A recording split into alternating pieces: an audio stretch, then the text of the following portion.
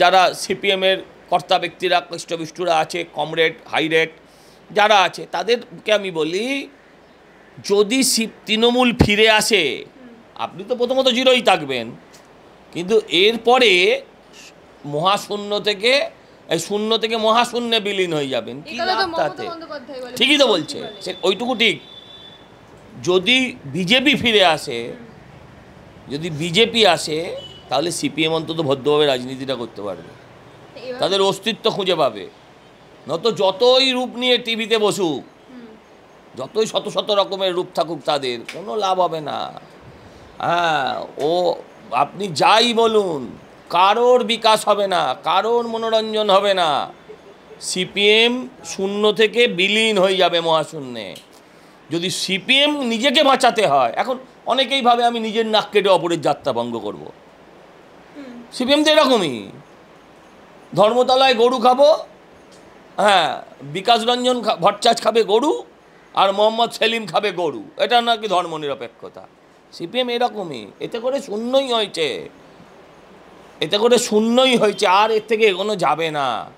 যদি এগোতে হয়, যদি তাদের দলটাকেও বাঁচাতে হয়, তাহলে তৃণমূলকে তাড়িয়ে 2026-এ তৃণমূলটাকে তাড়াতে হবে।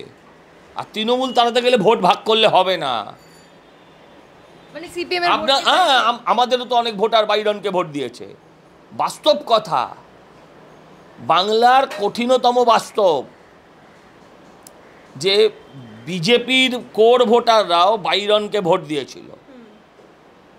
কারণ কি? তৃণমূলকে হারাতে হবে। এখন সিপিএম যদি সেটা না বোঝে, তাহলে শূন্য আছে, আর ওই শূন্য থাকবে। ওই বললাম, কিন্তু বামেরা তো বিজেপির সাথে হাত মেলাবে না। হাত মেলাতে হবে কেন? আপনারা কি হাত মিলিয়েছিলেন? আমরা সমাজের স্বার্থে, বাংলার স্বার্থে দিয়েছিলাম। বিজেপিকে ওরা ব্রাত্য রাখবে, ঠিক আছে, হাত মেলাতে হবে না, কিন্তু বুঝতে হবে খেলাটাও। কিন্তু এই যে 81,000 বুথের প্রত্যেকটাতে তো বিজেপির নাকি এখনো সংগঠনে নেই, তৃণমূলের নেই তো আমিও বলছি তৃণমূলের নেতা দরকার কেন, আমিও বলছি নেই। তাহলে কিভাবে? আপনার বয়স কত? যাক, মেয়েদের আবার বয়স জিজ্ঞাসা করতে নেই। আমি আপনাকে বলি, শুনুন, 77 সালে সিপিএমেরও বুথে বুথে সংগঠন ছিল না যখন ক্ষমতা এসছিল। মমতার যদি ক্ষমতা থাকতো, তৃণমূলের যদি ক্ষমতা থাকতো, যাকে ডিভোর্স করে বেরিয়ে এসছিল সেই কংগ্রেসে আবার হাত ধরতো না গিয়ে। যাকে তরমুজ বলেছিল, বিটিম বলেছিল, তাদেরকে আবার তাদের হয়ে প্রচার করতো না তৃণমূল। কার সাথে হাত মেলায়নি? কিষাণজি, হ্যাঁ, এসইউসিআই। আপনারাও সেই ভবিষ্যতের কিষাণজি হতে, আপনারা না, সরি, আবার ভুল করছি, মাফ করবেন। হ্যাঁ, ওই সিপিএম আবার ভবিষ্যতের কিষাণজি হতে চলেছে। কি করব আমরা?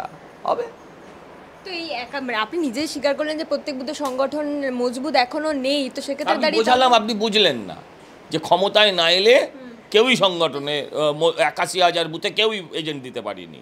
আর যেই ক্ষমতা এসছে আবার তারই 81,000 হয়ে গেছে, উল্টো দিকে আবার শূন্য হয়ে গেছে। আপনি বলুন না, 35,000, আপনাদের 35 বছরের রাজত্ব, 35 বছর, সরি, আবার ভুল হয়ে যায়, সত্যিটা বারবার বেরিয়ে আছে। হ্যাঁ, যেটা হচ্ছে সিপিএমের 35 বছরের রাজত্ব। 35 বছরের রাজত্ব থাকা সত্ত্বেও, 35 বছরের রাজত্ব থাকা সত্ত্বেও মাত্র 14-15 বছরের মধ্যে, 14 বছর কোথায়, মানে 10 বছরের মধ্যে তারা শূন্য হয়ে গেল। কেন? তাদের এত পাওয়ার, এত শক্তি। হ্যাঁ, গ্রামের প্রত্যেকটা শস্যকণা যখন লালে লাল ছিল, তাদের হঠাৎ তাদের গ্রাম বাংলায় তাদের এজেন্ট কোথায় গেল? তারা হাপিস হয়ে গেল কেন? কর্পূরের মতন উবে গেল কেন? এটাই হবে, তৃণমূলেরও এটা হবে। এই বাস্তবটাকে মানতে হবে। অনেক রাজনৈতিক বিশ্লেষক তারা বলেন যে তৃণমূলের মাসেল পাওয়ারের কাছে এবং মানি পাওয়ারের কাছে, ঠিকই তো, এটাই তো বোঝাচ্ছি এতক্ষণ ধরে। কংগ্রেসের মাসেল পাওয়ারের কাছে সিপিএম দাঁড়াতে পারিনি। 77 সালে ভোটের পর কংগ্রেস ডিসঅ্যাপিয়ার হয়ে গেছে ধীরে ধীরে। হ্যাঁ, তার পরবর্তীকালে তৃণমূল উঠে এসছে। এবার তৃণমূল যখন উঠে এলো, সেই মাসেল পাওয়ার তখনও তাদের ছিল না, তাই এতজনের সঙ্গে ঘোট পাকাতে হলো। আজকেও মাসেল ফুলিয়ে ফেলেছে তৃণমূল। আজকে সিপিএম হাওয়া, আজকে আমরা দুর্বল। যেরকমভাবে 2011-র আগে তৃণমূল ছিল, সেই জায়গায় আজকে আমরা দাঁড়িয়ে আছি। এরপরে আবার আমাদের মাসেল হবে, তৃণমূল হওয়া হয়ে যাবে। আমি বলছি যেভাবে বিএলওদের ভয় দেখানো হচ্ছে তাতে তারা কি মানে ভয় একদমই ভালো করে কাজ করতে হবে, সঠিক কাজ, সঠিক এসআইআর হবে না, তাহলে কিভাবে না, না। ভোটার তালিকা সংশোধন হবে না, 100 ভাগ হবে না, যা দেখতে পাচ্ছি তাতে এটা পরিষ্কার 100 ভাগ হবে না, যা দেখতে পাচ্ছি তাতে এটা পরিষ্কার বুঝতে পারছি 100 ভাগ হওয়া সম্ভব না। না হলে তো তৃণমূল আবার ক্ষমতায় চলে আসবে।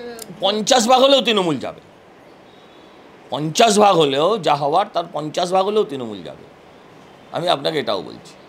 আপনারা দয়া করে সেটা যাতে হয় সেদিকে নজর দিন।